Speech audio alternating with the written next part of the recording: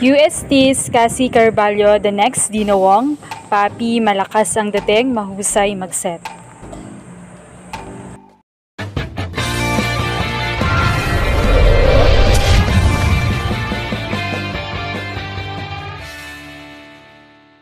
What's up, Volleyball Nation? Welcome back to my YouTube channel. Narito ako para magbigay sa inyo ng updates tungkol sa mundo ng volleyball. Pero bago yan, don't forget to subscribe and hit the notification bell para updated ka sa aking mga videos. Matapos nga ang liga kung saan UAAP at PBL ay wala na masyadong mapag-usapan ng volleyball fans at for sure mamimiss na agad ng bawat fans ang mga games.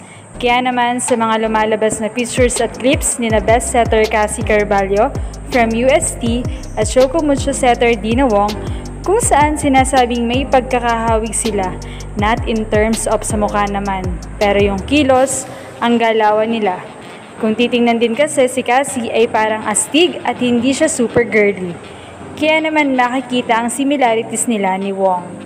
Marami naman ang nagsasabing next boss daw si Cassie, since iba na rin ang datingan niya kagaya ng datingan ni Dina Wong before sa UAAP.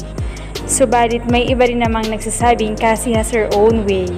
Mas magaling pang araw mag-set si Cassie. Pero gaya nga ng sabi, hindi naman sa setting sila pinagkukumpara, kundi ang kanilang mga galawan at appeal sa tao. Kayo ka-Volleyball Nation, ano sa tingin nyo? May pagkakahawig ba sila? Leave a comment below.